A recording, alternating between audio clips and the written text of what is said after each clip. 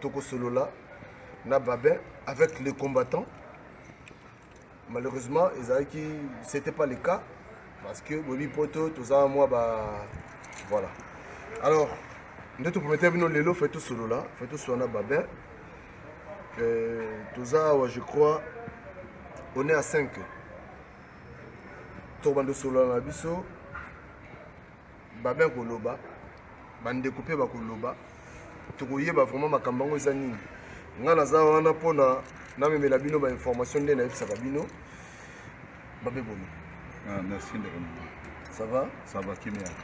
Oui que lelo za lelo L'essentiel c'est tokutani na ndeko na ngai Francisco Prisco Bolingo aye ko rendre biso visite na mboka oyo eza sengo mingi naza na grand frère na biso tolobaki ba mikolo na komba basilati malgré ba mikolo mususu so ndenge nini mikolo ya bwanya bazali ba mikolo ya bwanya basilate mais ba mikolo bazali to na vient na biso Morgan sage ya combat ya MPC donc tozana ndeko na ngai ami na ngai collègue na ngai Kinzo ami na ngai d'enfance tokola ndako moko totanga chik moko na Général Nzimbi na Kisasa na Kanchach bandi komba nzela moko donc wana muninga na nga na place biso na kati ya Kanchach muninga donc yango wana donc Tiko Babin yo ça quoi accuser Félix Tshisekedi na nini parce que moi je fais mon travail. Ouais. Félix Tshisekedi non na mona été non na solana été mais yo tu solana batu nyoso bazali yawo. Et là, on y a quoi accuser Félix Tshisekedi parce que Félix Tshisekedi, Azamutu Oyo, il est en train de combattre sur place, Azobunda sur place. Parce que yo, et là on y a vraiment non. En tout cas, Félix Tshisekedi a sali ma bé. Bon, merci beaucoup. Félix Tshisekedi a bundagana sur place. Ma vanda na bango na Kisasa, ils ont parti politique et accompagnement ya occupation. Et bazana ba accord oyo ngana yo tuyebite parce que subvention ya IDPS et utaka na pouvoir en place yeba que parti politique tango implanté na république na loi ya mboka wana bozana droit bozoka mbongo kuna subvention même na France ezalaka subvention ya parti politique eza part na bango bazoluka mais ngana soko yebisa yo ke ngapo na nga Félix abundaka te Félix c'est un menteur. Félix a endormi le peuple. Est-ce que vraiment n'a pas expliqué endormisation en les par exemple en 2016 tout ça qui n'a fait un mandat de politique canane banani bayazwaki idée baba na bosololana muto azali na fait un mandat na ye eza bangote bango banani IDPS na Félix Tshilombo azalaki commanditaire ya eloko wana ntango biso tokendaki na passage 44 batutu bamonaki biso bato mabe mais lelo résultat ezani bon lelo tozwi baakoro ya 5 soi-disant ya le 31 décembre suite nango ezani suite nango eza éboulement parti rassemblement epanzani batu ba se proclamer ba rassemblement et comme kili batu bazo kozwa ba fonction kili ba premier ministre ba bimi ebele bazo utaka ka pépinière ya Hippolyte Kanambe a récupérer ba premier ministre pour accompagner pouvoir na IDPS. Mais tu veux me dire le combat de ces gens là il est où? Pépinière oyo kabilezo vandisa yé na kati ya pouvoir lelo yo e bazo utawa badi banga uti na IDPS Chibala uti na IDPS tokomona mutu mususu akouta kaka na IDPS parce que ça se prépare déjà bon rôle na ye eza nini yabi mboka nyonso so mikolo bazafu boleka toujours par mikolo baleki babotia makele na mikolo fo poto leka lisolo oyo nayebi te olobi nini na makambo oyo ya rassemblement oyebisa babe nini oyebisa bato babe otanga bakombo oyebisa bango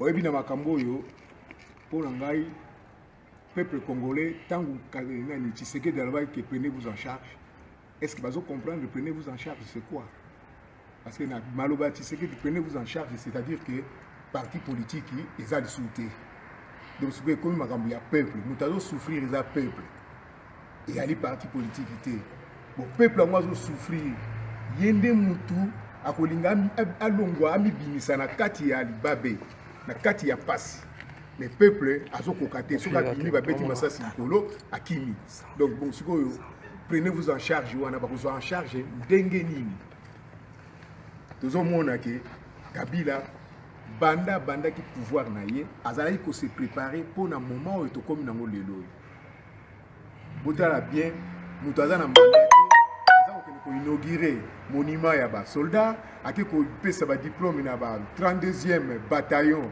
ya ba commando par les chinois donc c'est à dire que pour na ye azali prêt azako se préparer comme Hitler ndenga se préparer sikoyo mbuta masolo ya opposition oyo et on y a eu cette opposition conseil opposition parce que Babin a accusé opposition a accusé rassemblement parce que yo eu cette opposition nini na makambo Babin est-ce que Babin il a raison ou bien bon de a raison tant que Babin on comprend non mais nga Babin a raison Babin a raison parce que opposition au banani IDPS et nana banani parce que l'opposition a mon débat mon côté que Tshisekedi a terminé un débat peut-être par rapport à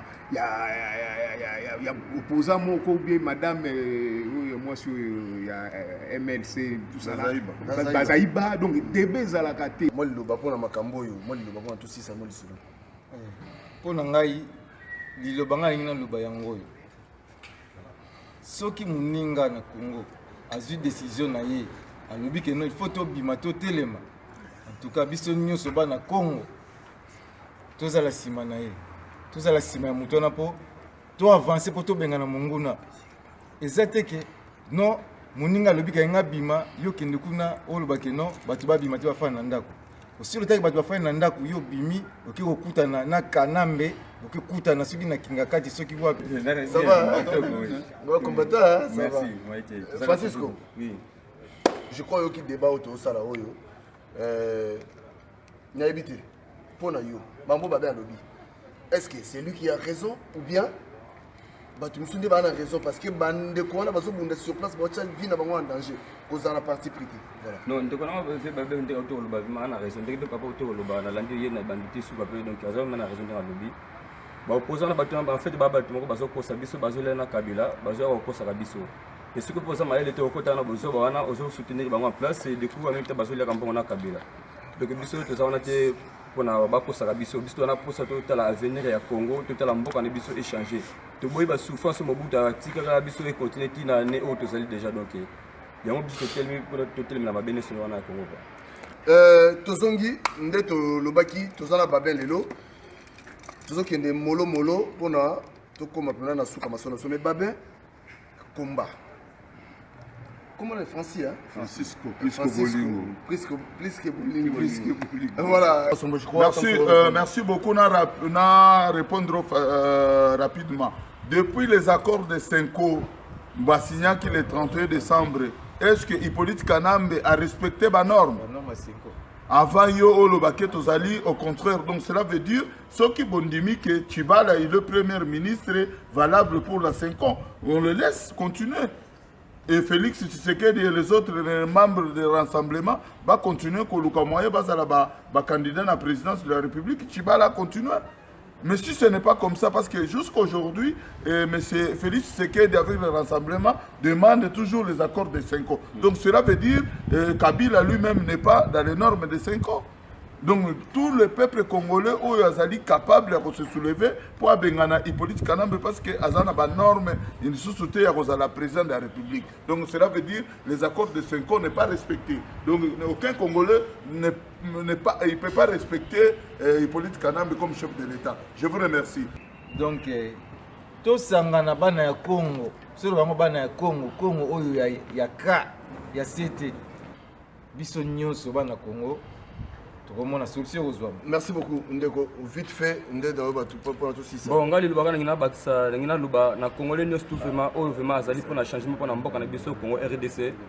Donc totel mato lingate Hippolyte Kanambe wana alias Mosé akoma na 2018.